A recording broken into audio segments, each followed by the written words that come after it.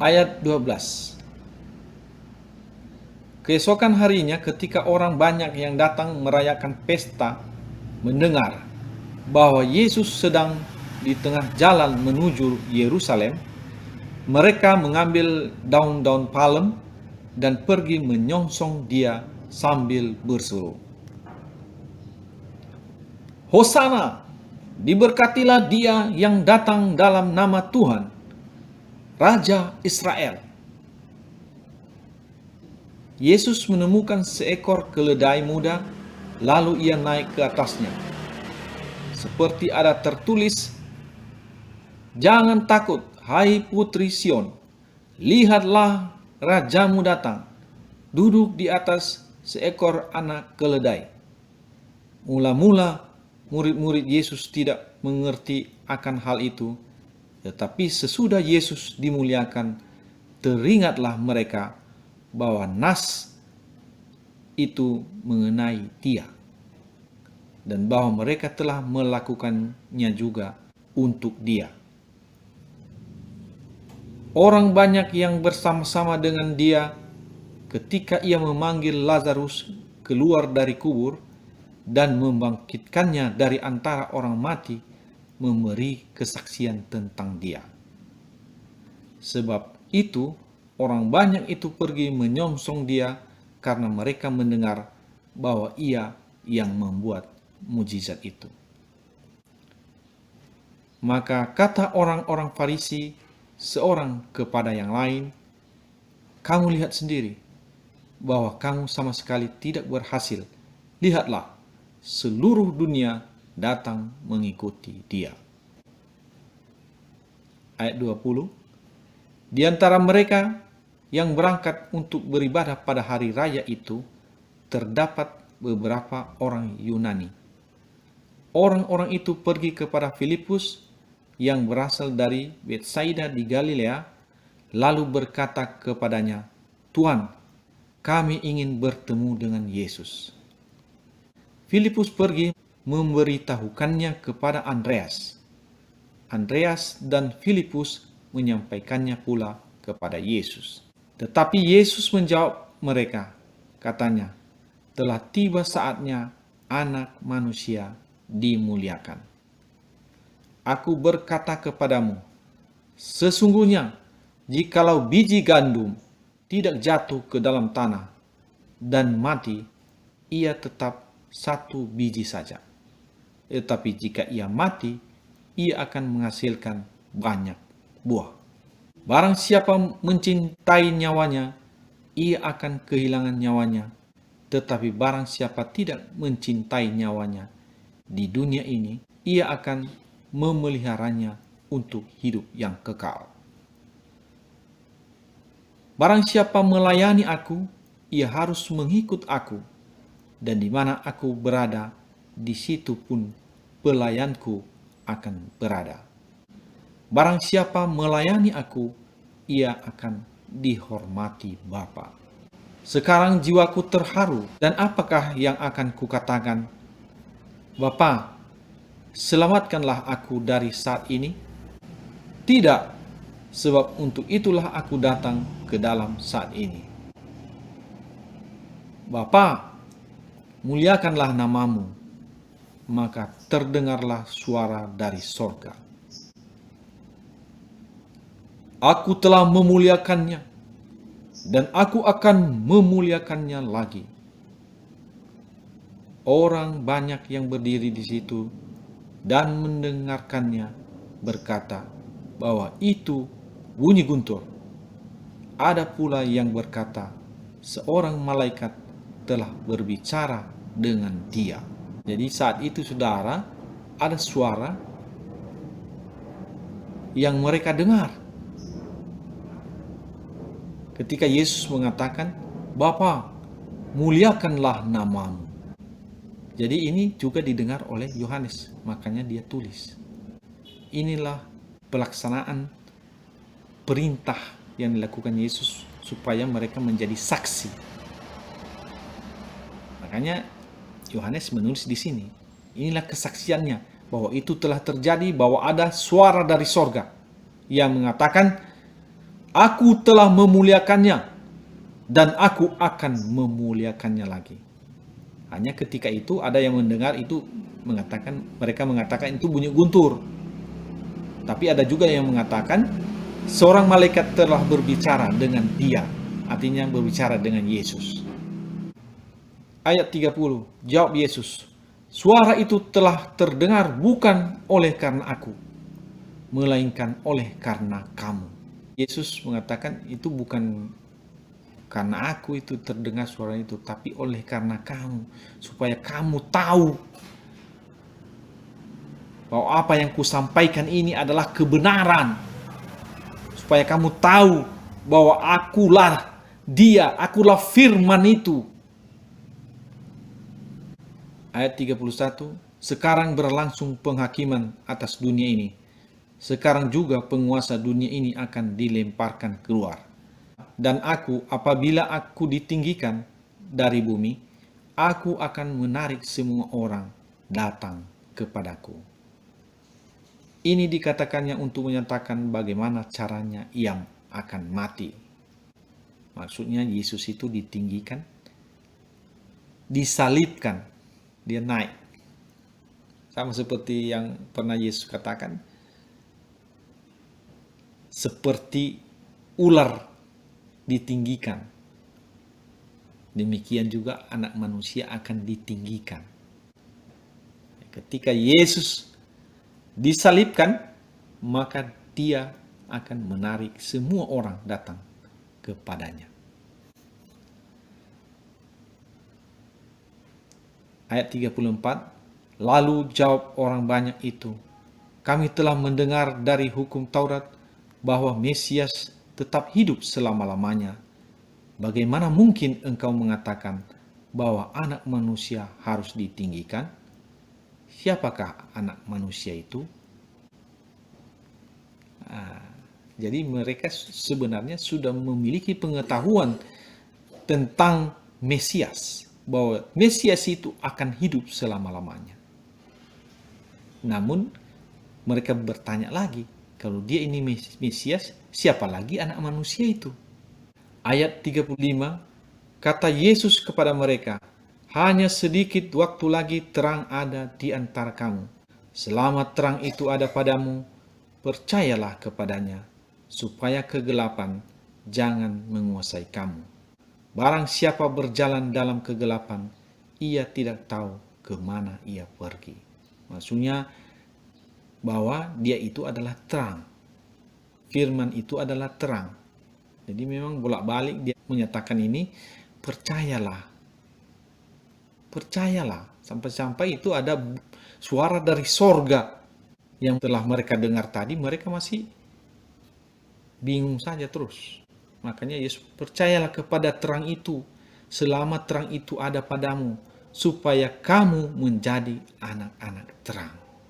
Jadi kalau kita percaya kepada terang itu, yaitu percaya kepada Yesus, maka kita akan menjadi anak-anak terang. Artinya kalau kita percaya kepada Yesus, maka kegelapan tidak bisa menguasai kita. Supaya kita tidak dikuasai oleh yang jahat, oleh iblis, maka kita harus percaya kepada apa yang disampaikan oleh Yesus. Jadi kalau kita tidak percaya kepada Yesus sebagai terang, sebagai Allah yang hidup, sebagai firman, maka kita akan dikuasai oleh kegelapan. Kita akan dikuasai oleh iblis. Itu maksudnya. Barang siapa berjalan dalam kegelapan, ia tidak tahu kemana ia pergi. Jadi bagi orang-orang yang tidak percaya kepada Yesus, maka orang tersebut berjalan dalam kegelapan. Sehingga dia tidak tahu kemana ia pergi.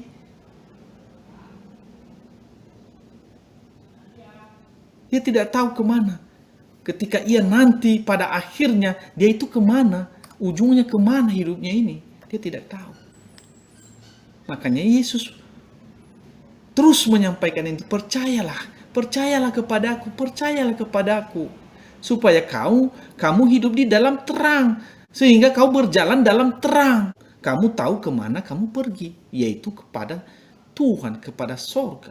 Ke jalan yang benar, ke jalan yang lurus, yang sesuai dengan apa yang yang diidam-idamkan oleh semua orang.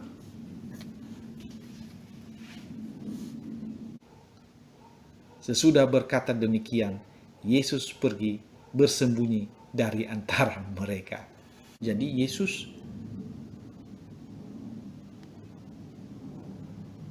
bersembunyi karena dia sudah tahu bahwa niat membunuh orang-orang yang ada di sekelilingnya itu sudah membara. Ayat 37, dan meskipun Yesus mengadakan begitu banyak mujizat di depan mata mereka, namun mereka tidak percaya kepadanya. Luar biasa. Hatinya sudah keras.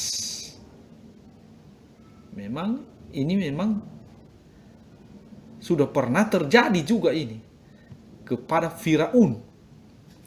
Ketika Musa berhadapan dengan Firaun, dia mengadakan banyak mujizat, namun hatinya dikeraskan oleh Tuhan.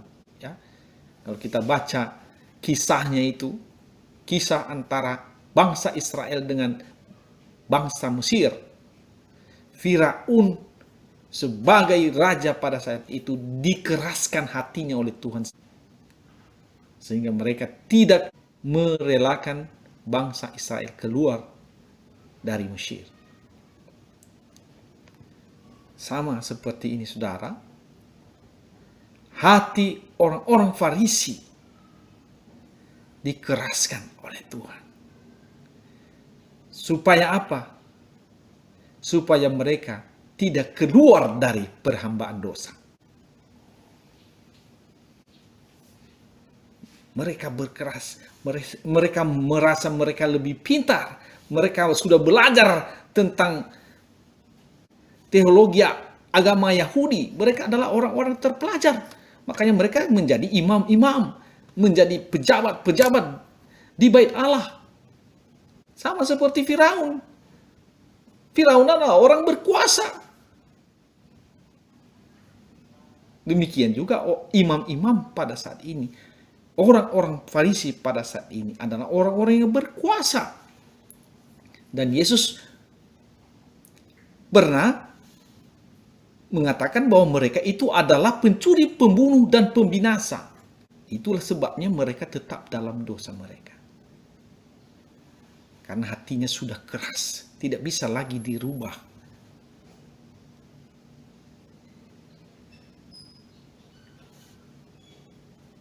Ayat 38, supaya genaplah firman yang disampaikan oleh Nabi Yesaya, Tuhan, siapakah yang percaya kepada pemberitaan kami? Dan kepada siapakah tangan kekuasaan Tuhan dinyatakan? Karena itu mereka tidak dapat percaya. Sebab Yesaya telah berkata juga, ia telah membutakan mata dan mendegilkan hati mereka, supaya mereka jangan melihat dengan mata dan menanggap dengan hati, lalu berbalik sehingga aku Tuhan menyembuhkan mereka. Hal ini dikatakan oleh Yesaya karena ia telah melihat kemuliaannya dan telah berkata-kata tentang dia. Namun banyak juga di antara pemimpin yang percaya kepadanya, tetapi oleh karena orang-orang Farisi, mereka tidak mengakuinya berterus terang, supaya mereka jangan dikucilkan. Jadi, supaya jangan dikucilkan, mereka tidak mau berterus terang. Inilah ketakutan banyak orang. Jadi kalau kita pun menyampaikan kebenaran di tengah-tengah masyarakat saat ini, kita bisa tidak diakui. Walaupun banyak juga yang sependapat dengan kita. Karena kalau kita diakui, orang-orang itu akan dikucilkan. Tidak bersahabat lagi dengan mereka. Jadi persahabatan ini lebih kuat dibandingkan memihak kepada Tuhan. Itu pilihan yang sangat sulit bagi manusia sekarang ini. Namun yang sebenarnya yang seharusnya kita lakukan sebagai orang yang percaya kepada Tuhan, kita harus lebih memihak kepada Tuhan daripada kepada manusia. Makanya Yesus mengatakan, "Lihat, aku mengutus kamu seperti domba di tengah-tengah serigala. Sebab itu hendaklah kamu cerdik seperti ular dan tulus seperti merpati." Menurut Rasul Yohanes, para pemimpin pada saat itu lebih suka kehormatan manusia daripada kehormatan dari Allah. Ya mungkin katanya itu nantilah itu. Allah kan nggak nampak. Ini manusianya ini. Kita lebih suka kita dihormati oleh orang-orang yang ada di sekeliling kita ini. Jadi sekarang pun masih ada seperti itu. Ada satu kekhawatiran, ada ketakutan tidak diterima oleh masyarakat. Makanya tidak terjadi perubahan di tengah-tengah masyarakat. Karena pilihan-pilihan yang seperti ini, daripada aku tidak diterima, lebih baik ya aku masuk aja lah di tengah-tengah mereka. Aku berpura-pura tidak tahu. Sebenarnya harapan Tuhan supaya kita menjadi saksi Tuhan di tengah-tengah masyarakat ini. Kita menjadi terang. Bukan ikut dalam kegelapan. Namun banyak memilih lebih baik mendapat kehormatan daripada manusia. Makanya firman Tuhan tidak mendarat kepada masyarakat yang ada di sekeliling kita saat ini. Karena ada ketakutan bagi para pemimpin, para hamba-hamba Tuhan mungkin, para pendeta, takut menyampaikan kebenaran. Karena ini berhubungan dengan uang. Ini berhubungan dengan hormat, rasa hormat dari manusia. Orang takut menyampaikan kebenaran. Orang lebih memihak kepada manusia daripada kepada Allah. Dan itu terjadi sampai saat ini. Makanya sudah ribuan tahun firman Tuhan ini sudah ada. Belum ada perubahan yang besar bagi dunia. Bahkan sampai saat ini kita melihat semakin merosot kualitas daripada orang-orang yang menyatakan dirinya sudah menjadi orang percaya kepada Tuhan.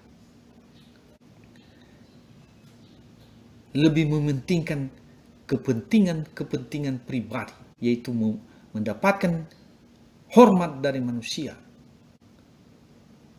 Seperti yang disampaikan oleh Rasul Yohanes ini.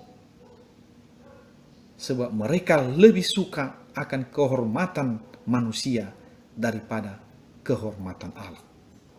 Ayat 44, tetapi Yesus berseru katanya, "Barang siapa percaya kepadaku, ia bukan percaya kepadaku, tetapi kepada Dia yang telah mengutus aku. Dan barang siapa melihat aku, ia melihat Dia yang telah mengutus aku." Ini adalah pernyataan Yesus bahwa Dia itu adalah Allah sendiri. Barang siapa percaya kepadaku, ia bukan percaya kepadaku, tetapi kepada Dia yang telah mengutus aku. Kan Bapa yang mengutusnya. Jadi kalau Anda semua percaya kepadaku, kepada Yesus, maka itu artinya kamu percaya kepada Bapa di sorga. Barang siapa sudah melihat aku, artinya sudah melihat Yesus, ia sudah melihat Bapa. Ini pernyataannya, artinya jadi aku ini adalah Bapa.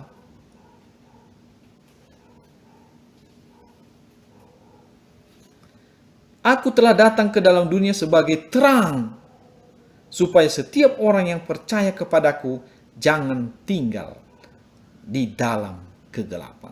Jadi Yesus mengatakan, kalau kamu percaya kepadaku, maka kamu tidak akan tinggal di dalam kegelapan.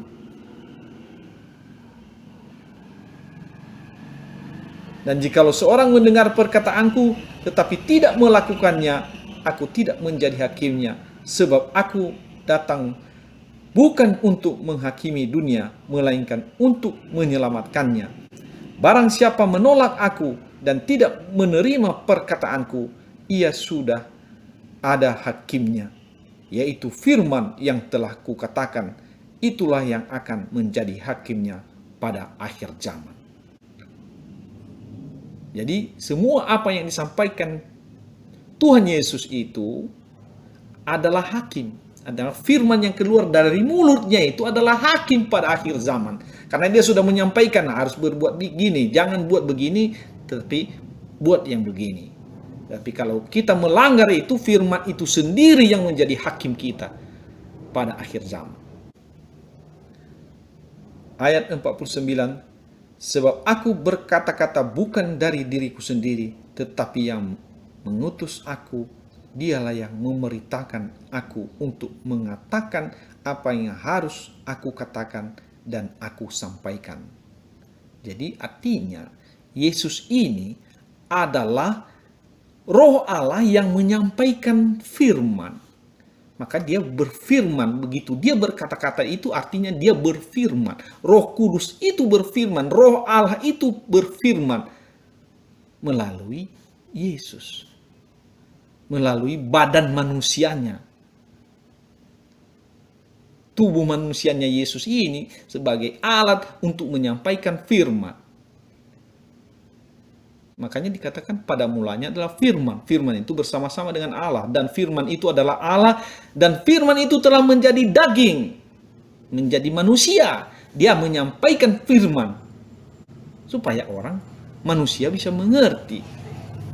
Dan aku tahu, ayat 50, dan aku tahu bahwa perintahnya itu adalah hidup yang kekal. Jadi apa yang aku katakan, aku menyampaikannya sebagaimana yang difirmankan oleh Bapa kepadaku. Jadi semua yang disampaikan Tuhan dalam pengajarannya itu adalah disampaikan oleh Bapa sendiri. Adalah disampaikan oleh Allah sendiri. Supaya manusia hidup di dalam terang dan bukan di dalam kegelapan. Itu sebenarnya yang disampaikan Tuhan. Kalau dengan bahasa kita sekarang ini artinya Tuhan Allah sendiri yang berkata-kata kepada manusia pada saat itu. Kepada orang-orang yang mendengarkannya pada saat itu. Bahwa Tuhan sendiri menginginkan, menghendaki semua orang yang mendengarnya itu percaya kepadanya dan hidup di dalam terang. Dan tidak tinggal lagi di dalam kegelapan. Jadi sudah indah sekali sebenarnya rencana Tuhan itu. Namun apa yang terjadi, banyak orang juga yang tidak percaya kepada Tuhan. Hatinya keras seperti apa yang disampaikan oleh Nabi Yesaya tadi. Tetapi sebagian juga menerima perkataan itu. Itulah yang akhirnya nanti menjadi murid-murid Yesus. Itulah domba-domba Yesus yang sebenarnya. Artinya tidak semua orang Israel pada saat itu atau orang Yahudi pada saat itu adalah domba-dombanya, tidak. Sebagian, hanya sebagian. Karena ada sebagian juga yang menolaknya. Sudah pasti kalau orang yang tidak mendengarkan suara Yesus itu bukan dombanya. Ada di pasal 10, domba-dombaku mendengarkan suaraku. Dan aku mengenal mereka, aku memanggil mereka dengan nama mereka masing-masing. Artinya Tuhan Yesus tahu siapa domba-dombanya sebenarnya dan siapa yang tidak. Dan apa yang akan terjadi? Domba-dombanya akan mendengarkan suaranya dan hidup di dalam terang.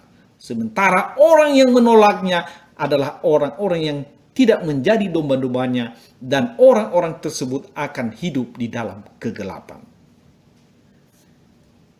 itulah pernyataan Yesus yang terakhir di sini.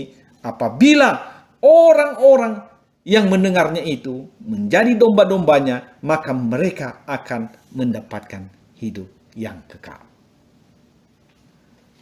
Ya, ada satu ketentuan yang pasti. Hanya orang yang mendengar dan yang melakukan perintah Tuhan, itulah yang mendapatkan hidup yang kekal. Amin.